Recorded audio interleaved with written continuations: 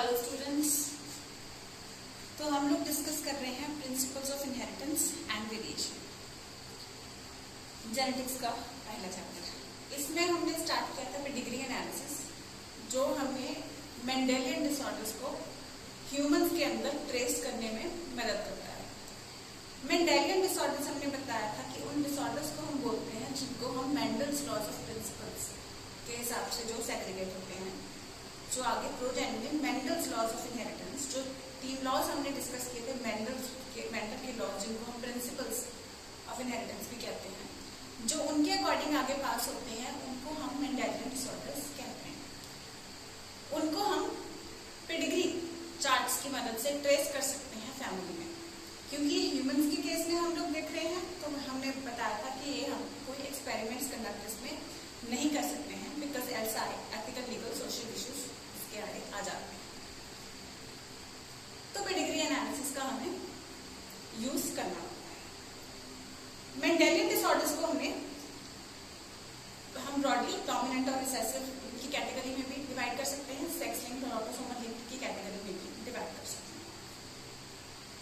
Mendelian disorders को की ये 2 क्लासिफिकेशंस हैं, ऑटोसोमल लिंक्ड या सेक्स लिंक्ड एंड डोमिनेंट और रिसेसिव। ये दोनों क्लासिफिकेशंस मिला करके हम एक सुपर क्लासिफिकेशन भी बना सकते हैं। उस क्लासिफिकेशन के अकॉर्डिंगली हम मेंडेलियन डिसऑर्डर्स को 4 कैटेगरीज में बांट सकते हैं। वो 4 कैटेगरीज हैं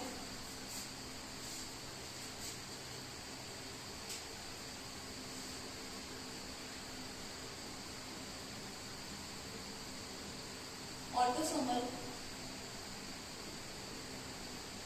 dominant,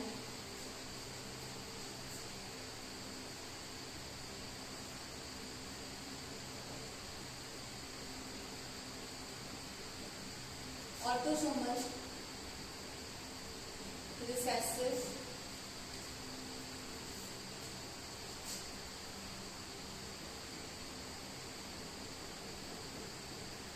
x linked dominant. X linked को हम सेक्स लिंक्ड भी बोल सकते हैं।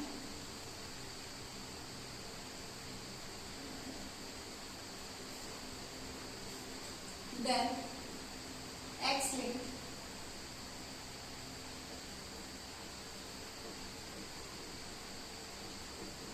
रिसेसिव या सेक्स लिंक्ड रिसेसिव की कैटेगरी।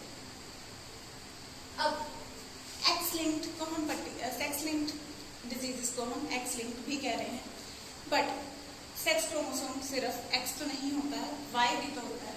तो जो जीन्स वाई लिंक्ड होंगे,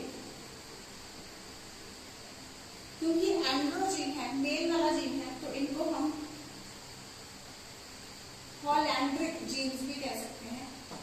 जैसे कि हाइपरट्राइकोमिया के केस में, यानी कि जिस डिजीज में कानों पे बाल आते हैं, ये पर्टिकुलरली वाई लिंक्ड जीन होता है। पॉलिएंड्रिक पूरी तरह से मेल फीचर्स होते हैं, जो कि वाई लिंक के ऊपर पाए जाते हैं। ये चीज मैं रब करने जा रही हूँ, वाई लिंक का क्वेश्चन, ठीक है, क्योंकि ये वैसे एनसीईआरटी में ही है, आप लोग इसको नोट कर सकते हैं। वाई लिंक जीन्स को हम पॉलिएंड्रिक जीन्स कहते हैं, you can note it down. मैं बाकी कैटेगरीज को पेडिग्री में कैसे आइडेंटिफाई करना है फिर वो कंटिन्यू करती हूँ। मैंने उस दिन आपको in the previous lecture autosomal dominant और ऑटोसोमल रिसेसिव आइडेंटिफाई करना सिखाया था with the help of NCERT pedigrees. तो पेडिग्रीज ड्रॉ करने से पहले मैं एक बार पेडिग्री को आप कैसे, मैंने आपको बताया था किसी कोई भी पेडिग्री ड्रॉ करके आ जाती है, क्वेश्चन पूछा जाता है कि it falls into which of these 4 categories and you have to identify it. ये 2 कैटेगरीज का काफी हद तक मैंने आपको एक्सप्लेन कर दिया था।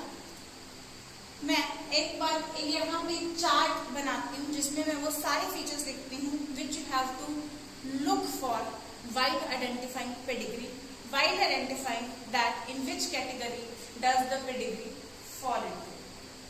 Fine. तो ऑटोसोमल डोमिनेंट में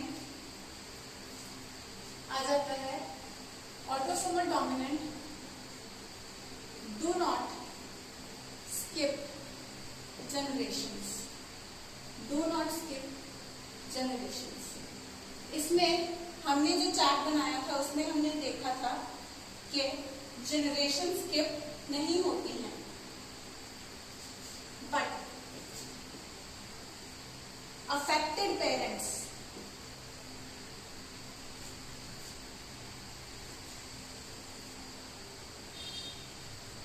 कैन हैव अनअफेक्टेड चिल्ड्रन. अब हम ये बात भी कह रहे हैं कि जनरेशन स्किप नहीं होती है और ये बात भी कह रहे हैं कि affected parents can have unaffected children. इसका मतलब ये है बच्चे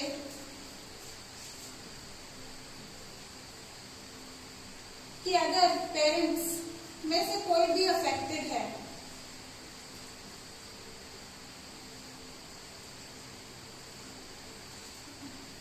तो इनमें ये प्रोजेनी सपोज करो इसका अनअफेक्टेड है, and if this one is getting married with unaffected person तो इसके आगे प्रोजेनी में कोई भी अफेक्टेड नहीं होगा. लेकिन like this one,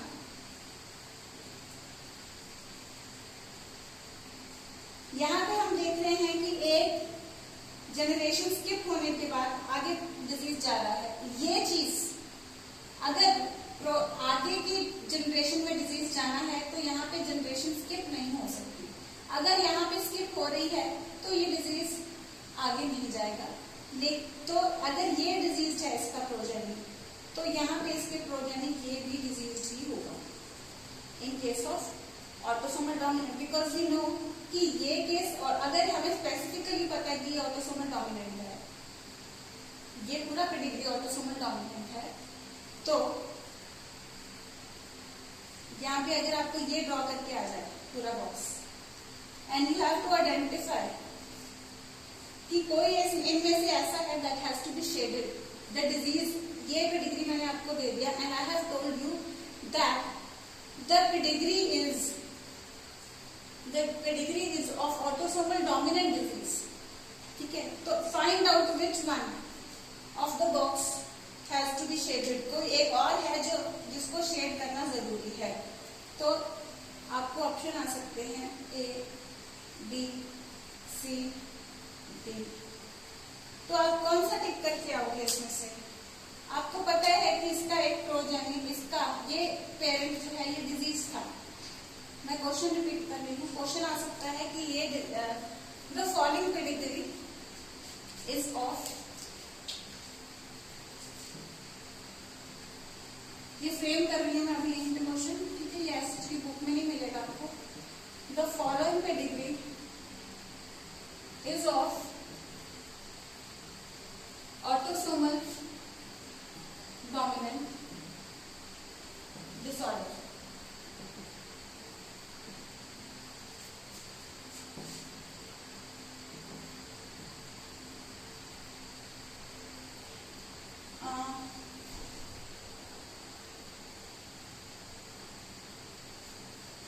Which one more specimen has to be shaded? Okay, one specimen has been left mistakenly unshaded. Which one of that is? या कौन सा एक और है जो शेड होने वाला है? ऑप्शन ए में आपको आ जाए ए, बी में आपको आ जाए बी, सी में आपको आ जाए सी, या डी में आपको आ जाए डी. और कई बार उल्टा भी आ सकता है, जैसे यहाँ पे बी आ गया ए आ गया, ऐसे भी आ सकता है. आपको इसमें भी कंफ्यूजन होती है, आपको पता है. जो बच्चे मेरे क्लासरूम टेस्ट देते हैं उनको पता है इस चीज का. अब इस केस में हमें कैसे पता चलेगा ऑटोसोमल डोमिनेंट ये है, तो ये ए, बी, सी, डी में से कौन सा एक और डिजीज है. हमें पता है कि ये ऑटोसोमल डोमिनेंट है और यहाँ पे ये डिजीज नहीं हो सकता, इसके बच्चों में पास नहीं हुआ, इसके होने के चांसेस कम है. ये नहीं हम कह सकते हो ही नहीं सकता, इसमें चांसेस कम है. लेकिन यहाँ पे ये डिजीज है और इसका पेरेंट भी डिजीज है, इसका चाइल्ड भी डिजीज है, और हमें पता है ये ऑटोसोमल डोमिनेंट डिसऑर्डर है and it does not skip generations. तो हमें पता होना चाहिए कि ये बी वाला है जिसको शेड करने वाला है, यानी कि इसका आंसर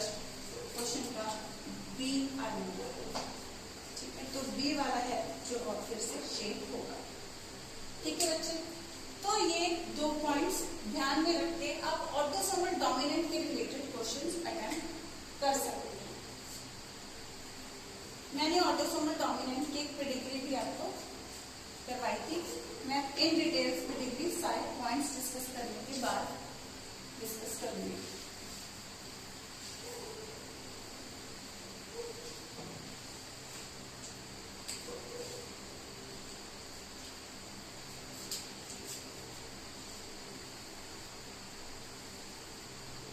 दिस वन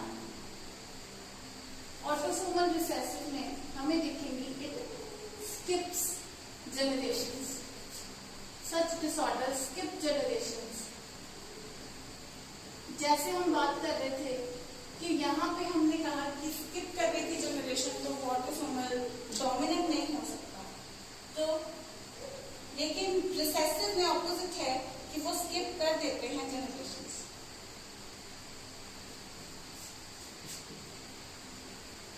अब यहाँ पे था affected parents can have unaffected children, लेकिन यहाँ पे हम कहेंगे unaffected parents can have affected children.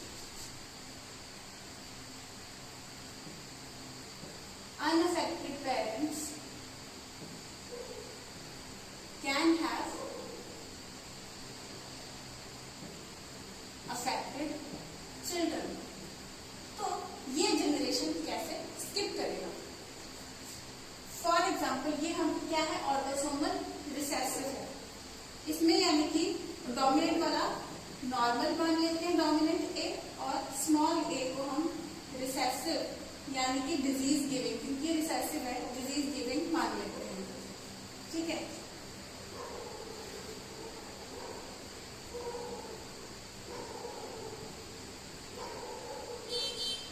Suppose this is male,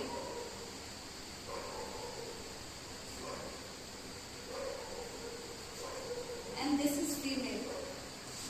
इनका एक प्रोजेनी हमें पता है, कैसे कैसे लिंकेज इनकी आ सकती है। ये आ सकते हैं इनके बच्चों में, ये आ सकते हैं और ये भी आ सकते हैं, ठीक है। तो ये चारों कॉम्बिनेशन बन सकते हैं। इसमें से अगर हम ये वाला कॉम्बिनेशन ले लेंगे, चलो अगर आप चाहो तो आप सारे कॉम्बिनेशन भी लेके बना सकते हैं।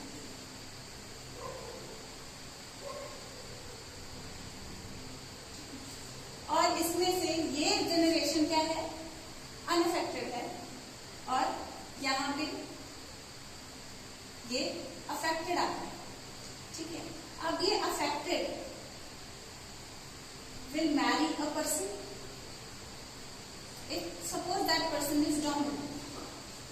तो इसके प्रोजेनी हमें पता है सारे कैसे होंगे, इन दोनों की जब मैरिज होगी तो सारे प्रोजेनी, इसमें सारे कैपिटल ए, इसमें सारे स्मॉल ए, तो सारे के सारे प्रोजेनी इस तरीके से होंगे।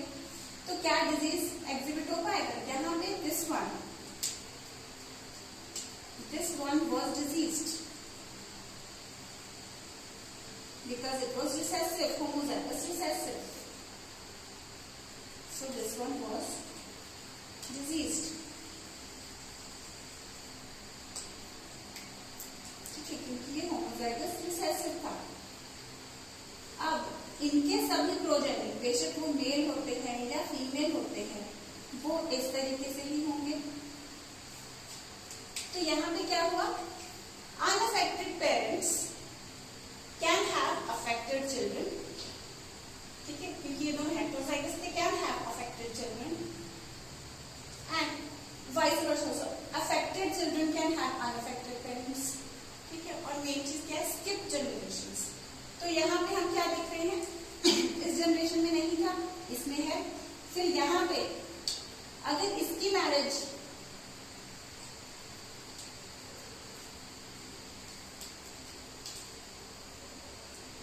किसी की भी मैरिज आप लगा लो, इसकी मैरिज बेशक स्मॉल ए से भी हम दिखा सकते हैं, या अगर सेम कंडीशन हेटेरोजाइगस में भी है तो हम दिखा दें, हेटेरोजाइगस में दिखा देते हैं, बिकॉज आपको जनरेशन की क्लैरिटी आ जाएगी। तो सेम सीक्वेंस हेट्रोजाइगस वाला, तो इनमें भी स्मॉल ए हेट्रोजाइगस,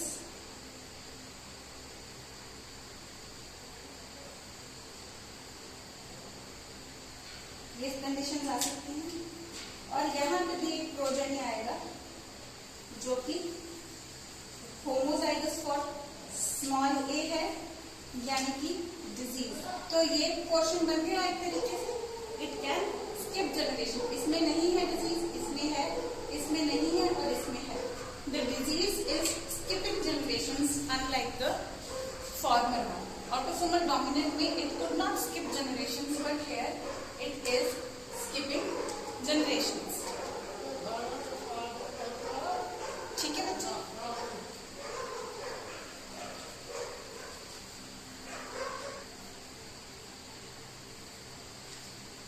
तो नेक्स्ट अगर हम एक्स लिंक्ड डोमिनेंट के क्वेश्चन रख कर रही हूँ just,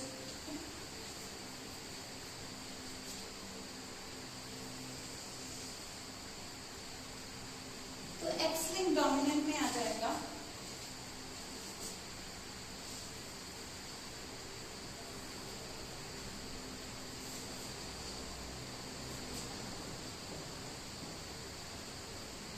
disease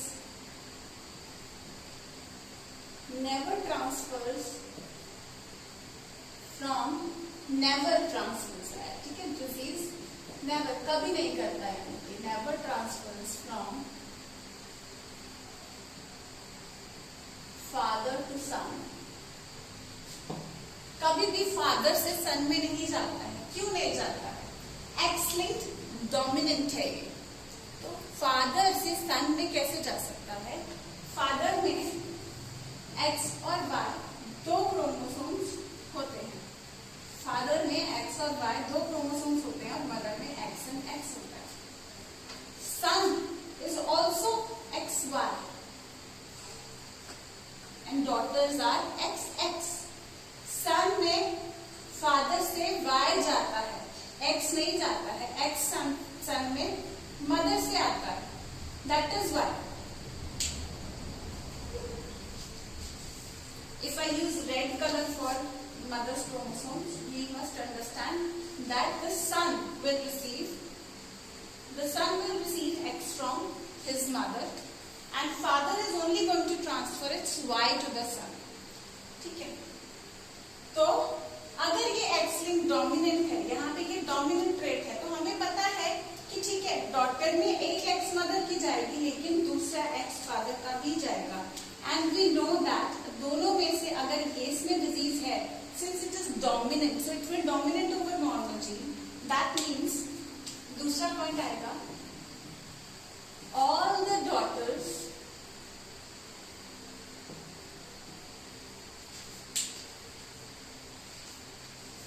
I will just drop this.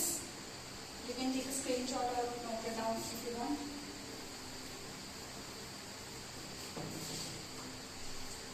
All the daughters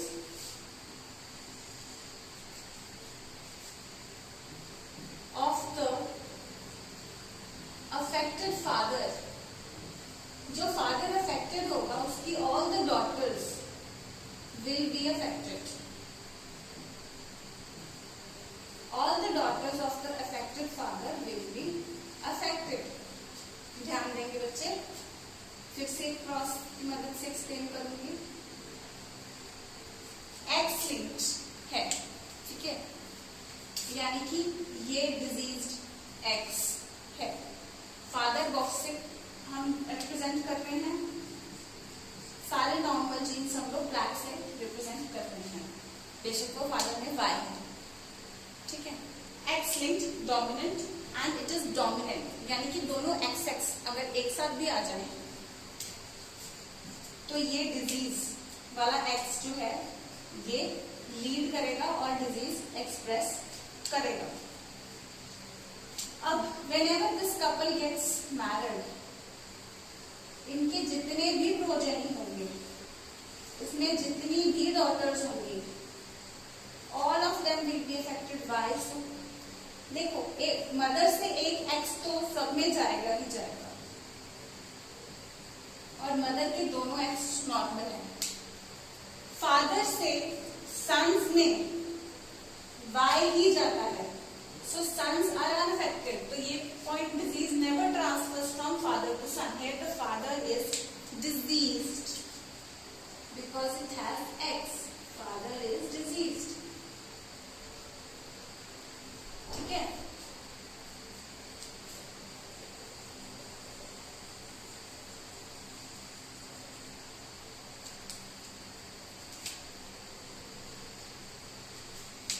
disease x को मैं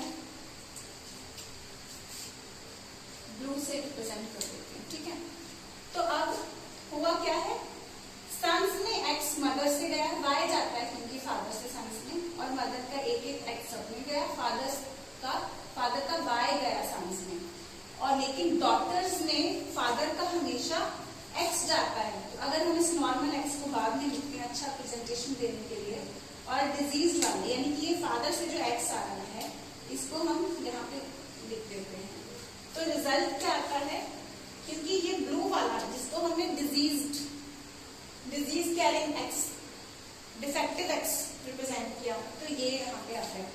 तो यानी कि वी कैन रिप्रेजेंट इट कि सारी की सारी डॉटर्स में ये एक्स आ रहा है, तो सारी की सारी डॉटर्स आर डिजीज्ड।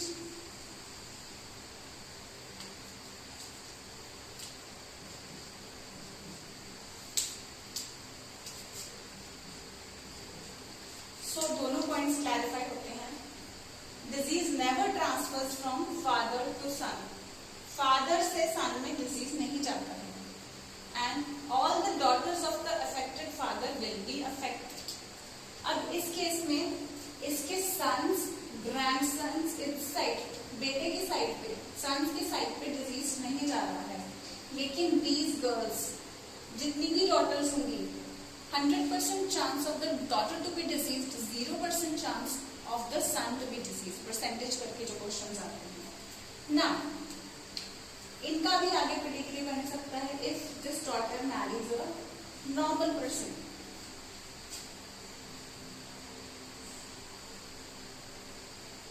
अब सन्स में कितना जाएगा, सन्स में देखो सन में क्या है, वाई तो फादर से ही जाता है,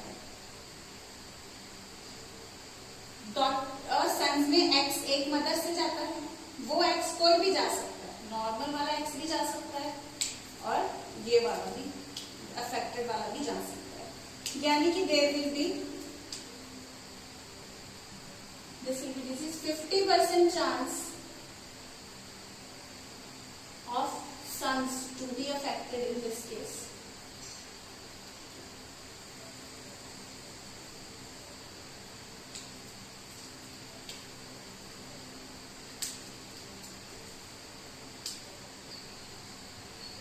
एंड डॉटर्स के केस में अगर हम देखें तो क्या होगा, डॉटर्स के केस में एक एक एक्स तो फादर से जाएगा ही जाएगा, फादर से ही जाएगा, वाई का कोई रोल नहीं रहेगा, और मदर से फिर से नॉर्मल एक्स भी जा सकता है एंड डिजीज्ड एक्स भी जा सकता है। तो डिजीज्ड एक्स जाएगा तो भी ये क्या है, डोमिनेंट है, तो 50% चांस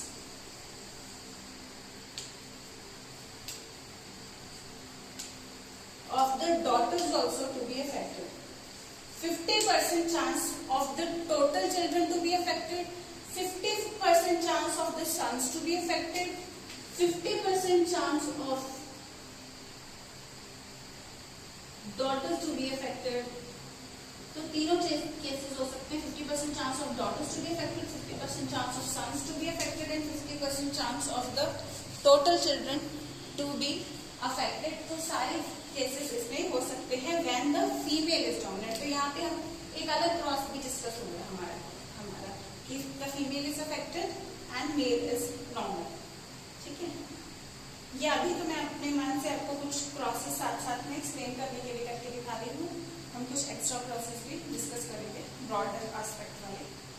ठीक है, तो यहाँ पे ये डोमिनेंट के केस में ये सब हमें देखने को मिला, disease never transfers from father to son and all the daughters of the affected father will be affected, and if the mother is affected वो भी हो गया, mother is affected, ठीक है, तो भी 50% of the chance of the total children to be affected, क्योंकि 4 4 में से 2 आर अफेक्टेड, देन 2 प्रोबेबिलिटी थी डॉटर्स की कम्युनिकेशन की, उसमें से 50% इज अफेक्टेड, कुछ जितनी प्रोबेबिलिटी सन्स के बनने की थी उसमें से also 50% is affected, 50% chance of the total children to be affected. 3 points आप नोटिस करेंगे यहाँ पे, 50% chance of the children to be affected, 50% chance of daughters to be affected, 50% chance of sons to be affected if the mother is affected.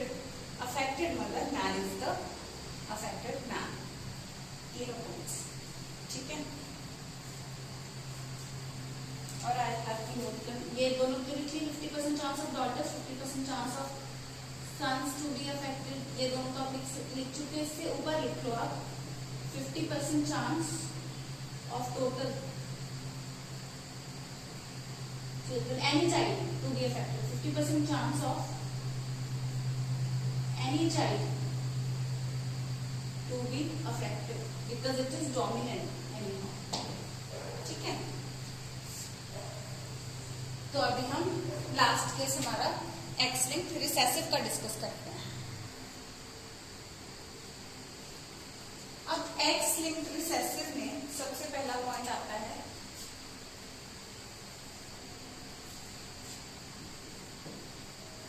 There is more probability, यानी कि chances, probability समझने में आता है तो चांसेस लिख लेना, there are more chances लिख लेना, there is more probability of the males to be affected.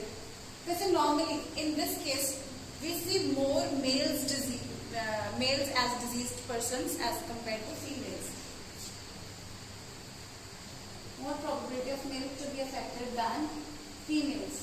So इस केस में अगर हम नंबर ऑफ पेशेंट्स की बात करें, total number of patients on earth पूरा ही बात करें, तो भी males are more than females.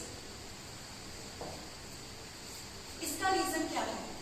देखो, अगर यहाँ पे जैसे एक्स वाई था, अगर ये एक्स लिंक्ड रिसेसिव होता तो यहाँ पे एक्स एक्स है, तो यहाँ पे अगर ये रिसेसिव होता, अगर यहाँ पे ये डोमिनेंट है इसलिए इसमें इफेक्ट हो गया, लेकिन अगर ये रिसेसिव होता तो यहाँ पे डॉटर अफेक्ट नहीं हो पाती क्योंकि उसके पास नॉर्मल जीन होता है ना।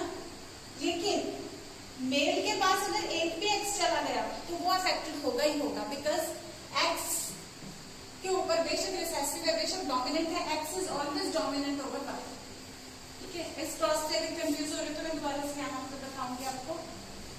वैसे अभी इतना सुन लो, एक्स लिंक्ड रिसेसिव के लिए male patients are more as compare to females, and ये वाला पॉइंट यहाँ पे भी आ जाता है, disease never transfer from father to son because it is X linked, and father never gives his X to the son, father always gives his Y to the son. So ये point भी यहाँ पे आता है, दोनों ही sex link के लिए ये पॉइंट है, disease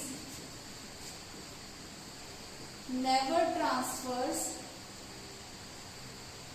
from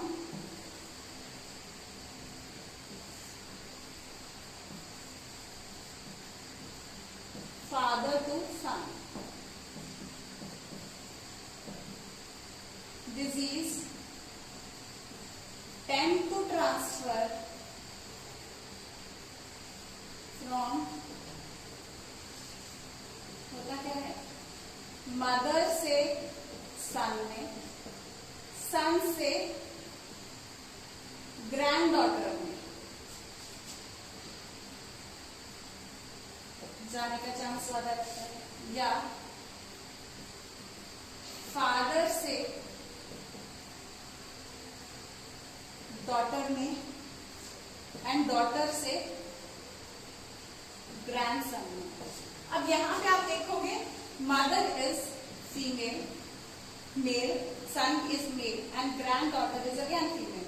in this case father is a male, daughter is a female, and again grandson is a male. So यहाँ पे from female to male ऐसे transfer, female to male to female, male female male ऐसे transfer हो रहा है। इस type of inheritance को हम, this type of inheritance is known as criss-cross inheritance. ठीक है, जब जेंडर चेंज करेगा जनरेशन में जो अफेक्टेड लोगों का, तो उसको हम क्रिस क्रॉस इनहेरिटेंस बोलते हैं। ऐसे जाएगा male from female male female male female male, ऐसे ही ट्रांसफर ये डिजीज होता जाएगा। इसमें अगर सिमिलर क्रॉस में हम लोग एक्स लिंक्ड रिसेसिव का केस डिस्कस करते हैं तो XX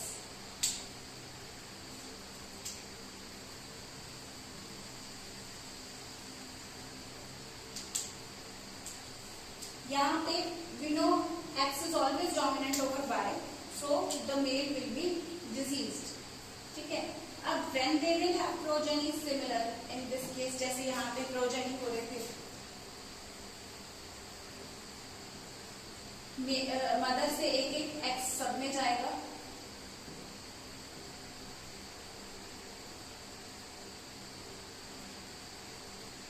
सन्स में भी, सन्स में फादर से वाई आ जाएगा, sons will be normal in both the cases, क्योंकि फादर से सन में ये दोनों भी डिजीज ट्रांसफर नहीं होते हैं।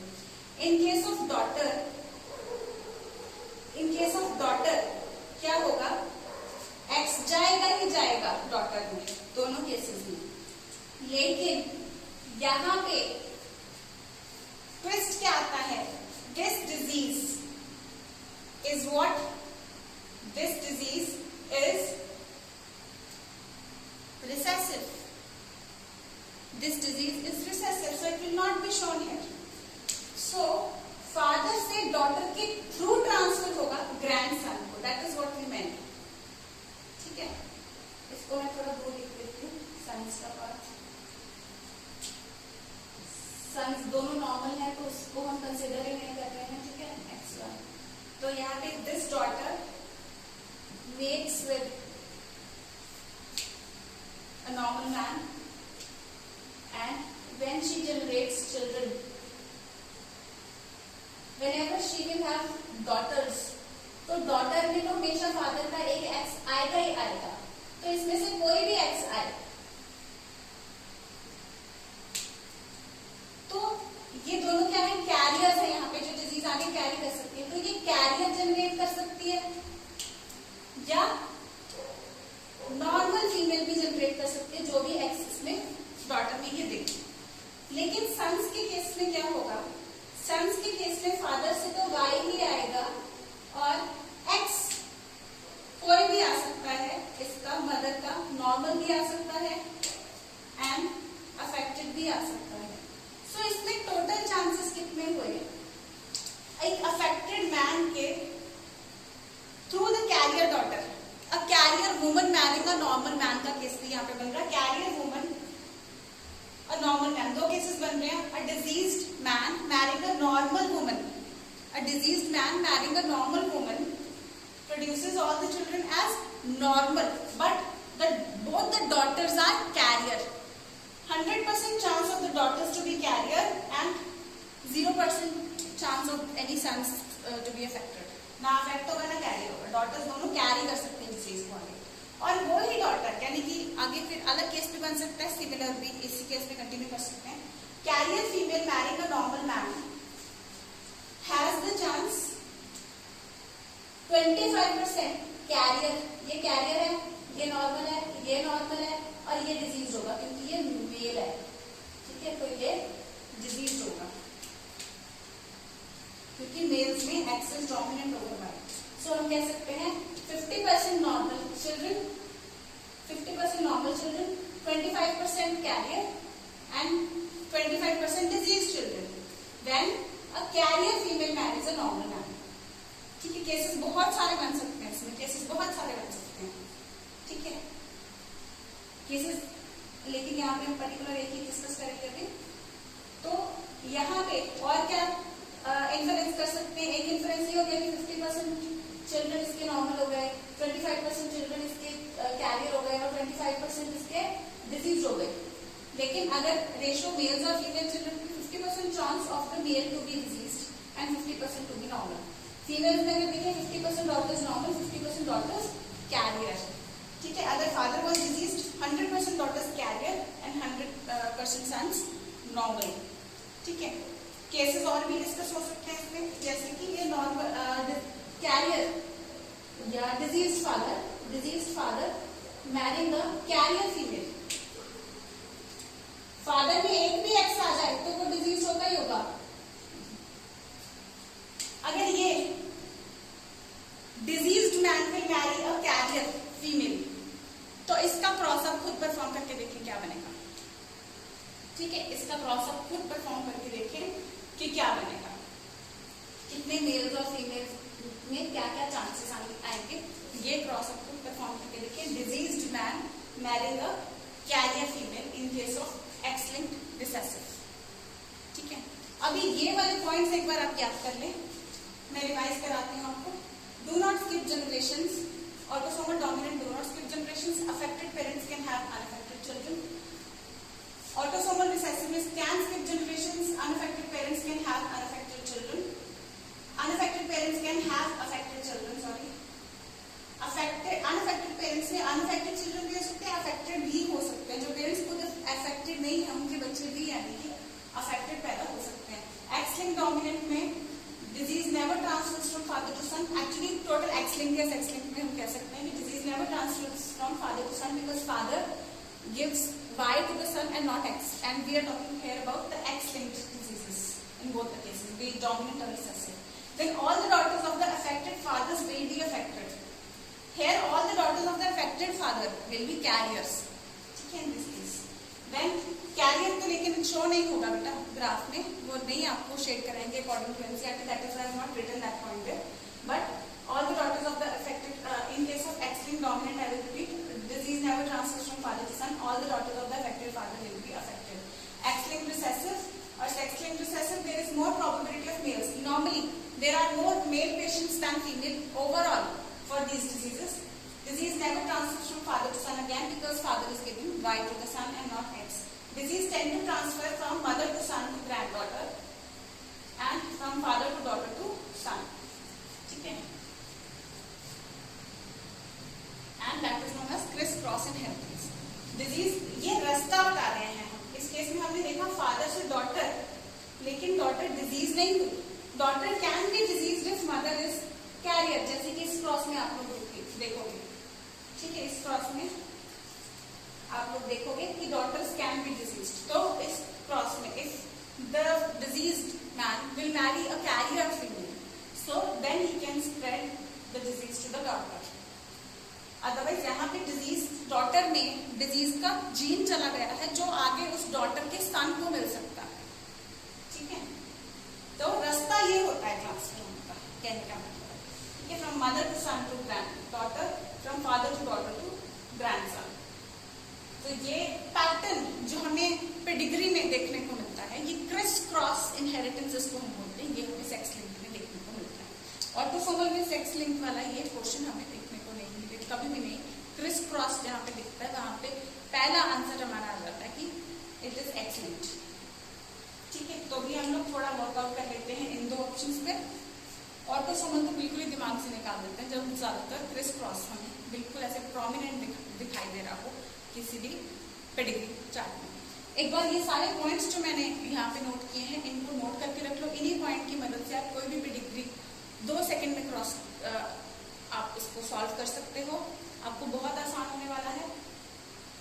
जिन क्वेश्चन में ज्यादातर बच्चे अटक जाते हैं, मेरे स्टूडेंट्स उनको बहुत ही आसान से क्रैक कर लेंगे। ठीक है, तो एक पेडिग्री तो पक्का ही पक्का एग्जाम में आता ही आता है। ये पॉइंट्स आपको याद हो गए तो आपके 4 नंबर पक्के हो गए हैं। ठीक है, ये पॉइंट्स बहुत ही ज्यादा इंपॉर्टेंट हैं, इनको आप अच्छे से नोट कर लें। मैंने विद इलाबोरेशन आपको ये पॉइंट्स एक्सप्लेन किए हैं। ठीक है, जैसे मैंने नोट किया है वैसे आप एक बार नोट कर लें। देन हम नेक्स्ट लेक्चर में भी कुछ और चार्ट सॉल्व करेंगे और कंसेप्ट सॉल्व करेंगे। All the best. इनको अच्छे से याद करें, एक एक पॉइंट आपको क्लियर होना चाहिए before listening to the next lecture. Then only you will gain up things very, very nicely. So all the best to my future doctors.